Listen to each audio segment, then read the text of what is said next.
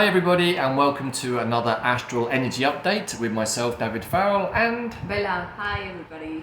So we are the hosts of QuantumPlanet.world or QPW, and we've been sharing pretty much every week, although we didn't do one last week for reasons we'll share in a minute, these kind of astral energy updates. These are in conjunction with the weekly astral clearing and teaching sessions that we've been giving every Sunday with our long-standing tribe members, but also new people coming into our group. But we like to put out these little videos, maybe for about 10-15 minutes each week, just to assess where we're at, where our group is at, and maybe where the collective energy is at, right, Bella? Yes, and we had quite a powerful session last Sunday where we first reviewed the energies of the week, what was happening for the days before the clearing, what kind of emotions were coming up, where were people at. And then we went into a very powerful clearing, which included a connection to the land, to the elementals. We tackled a few emotional issues, PTSD, releasing of old timelines. Right, so today's video we want to address some of these points, also to share what our group shared with us and also things that we were feeling ourselves, which were the energies that were sort of incoming around the full moon in Aries. Now, that full moon in Aries was a 6 months loop to the full moon in Aries eclipse that we had back in April early this year, which was also conjunct Chiron. Actually, it was a Chiron Cazimi, and this full moon in Aries also had a conjunction with Chiron. But actually more difficult was the cardinal grand cross energy, right, Bella, with Mars opposing Pluto.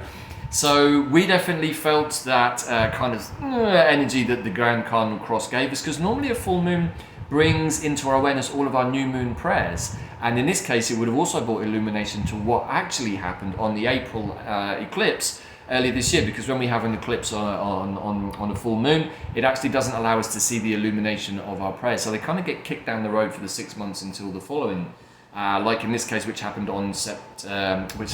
just the other day in October. So.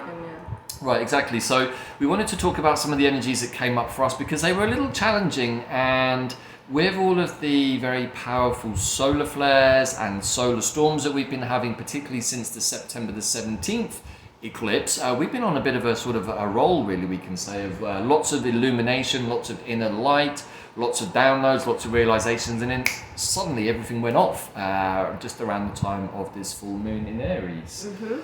It was quite challenging, and we took the pulse with the people. Many of the people in our tribe, they sent us messages, and they were telling us how they were feeling also. And there was a lot about futility, loneliness, lack of energy, old stuff coming up again. So it was a very kind of intense weekend, I'd say, for many people, from what we could tell. Even for us, it was quite challenging.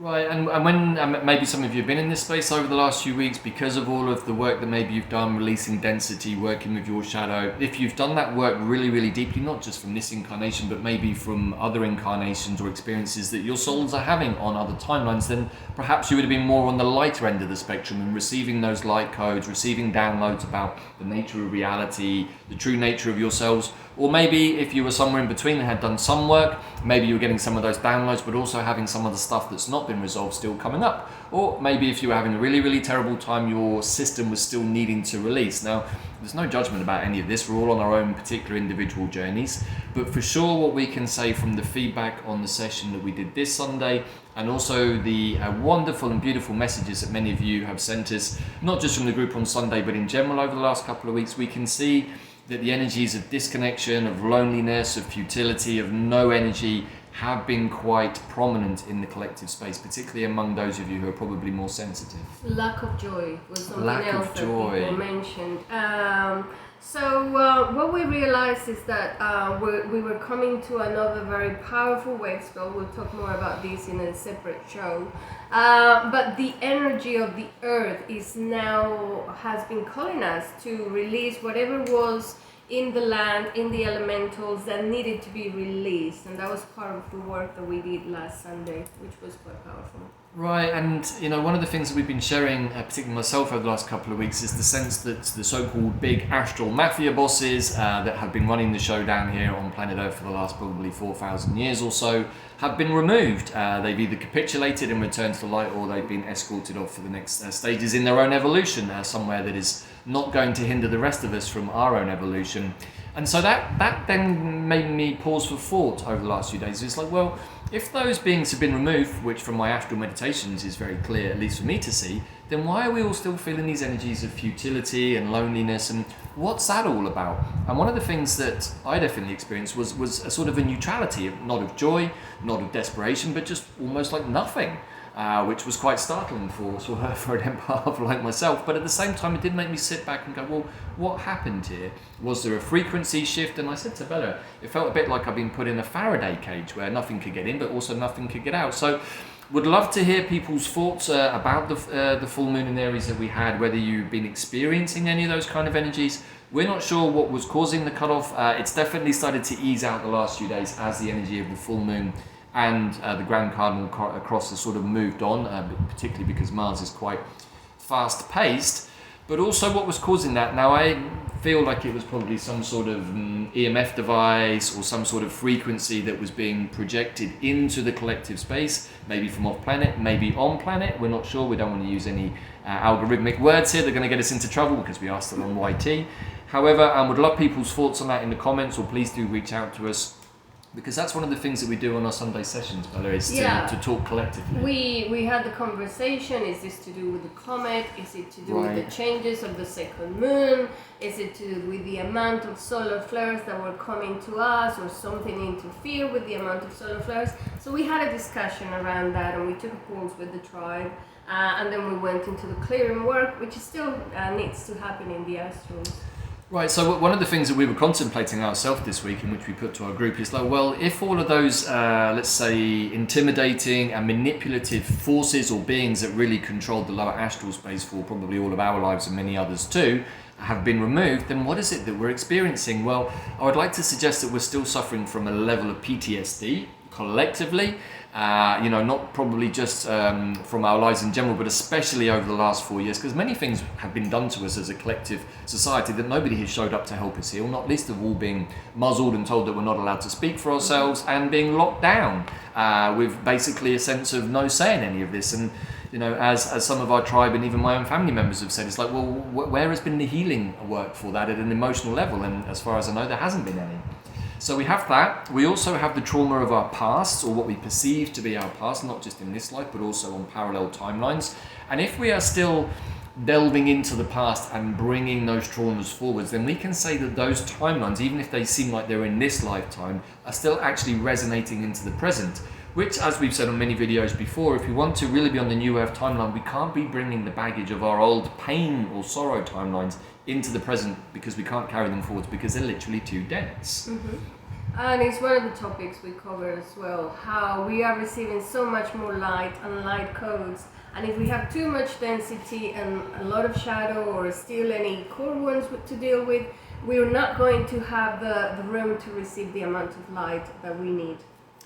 Right, and so we now are coming into round number 7 of our astral clearings and teaching sessions, which interestingly are going to take us up pretty much to the point that Pluto re-enters Aquarius, which is probably a topic for our new show that we're going to talk about a little bit in a minute. But also just wanted to let everybody again that we're going to be doing another one of our donation-based offers, slightly different this time. We've got 3 different options you can see here on the screen, and we'll put the link in the show notes what those look like. But we're also offering now the potentiality, based on the experience from the previous donation-based offer, to invite family members into our clearing space. Only with their permission. With their permission, yeah. I know we all want to invite our friends and family, but it has to be them saying, yes, I do want to clear, and yes, I agree to it. Yes, I give you my permission. Remember that. Yeah, and as we've said before, but just want to repeat, we can have the best intentions to want people to heal, but unless they're actually ready to step into the healing space themselves and receive the energy of quantum astral clearings like the ones that we do very deeply on the Sunday, then it's actually going to run the risk of having the opposite effect. Mm-hmm. So please, if you are going to take up these offers and nominate family members or even friends or colleagues, as many of you have done, and we know from the feedback that those people, even though they weren't necessarily on the live call, definitely felt the effects because you shared them with us. So thank you everybody who has shared that with us. But please always remember that if you want to do that, you must ask their permission.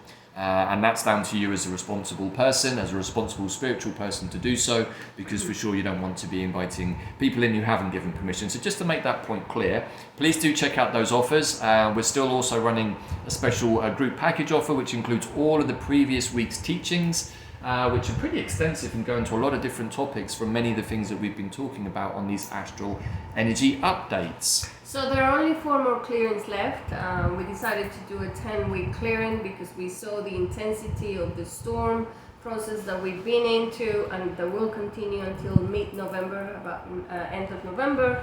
So there are only 4 more left, and we've had really good feedback from the people coming to the clearings. Thank you everybody who's participated, because the clearing is not only for ourselves, we're doing it for the whole collective.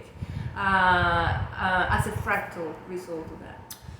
Right, so just to put some housekeeping details in there, for those of you that want to participate and haven't signed up, please do again check out the link in the show notes. So the show notes are the piece of information that you can find underneath these videos. There's always lots of information contained there, so please do check that out. But this week the call will be 11 a.m. Central Time, Texas, in the US, on Sunday the 27th of October. Now, as with each of the previous weeks, this particular weekend looks like it's going to be a bit of an energetic humdinger for lots of reasons that we're probably going to go more into in our new Quantum Compass show, which we will just share in a minute. But also, for any of you following the collective pulse, we can see that there are many things that are now about to collide all in the same moment. It's not the scope of this video to talk too much about that, but the recent disclosures of the entertainment industry are going to spill over into other areas of society, like politics, finances, and possibly even the monarchy. Operations, banking, many things, hotels. There isn't really any part of our society now that we're looking at this that hasn't been touched by these kinds of racketeering, blackmailing energies that we can say probably have even been driving the political situations in most of our countries for a long time.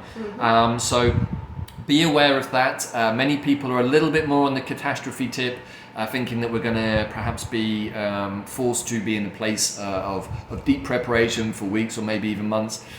Personally, we don't really see that or feel it. There may be a short moment where we are forced as a collective to look at the disclosure material, because without looking at it, we can't move on.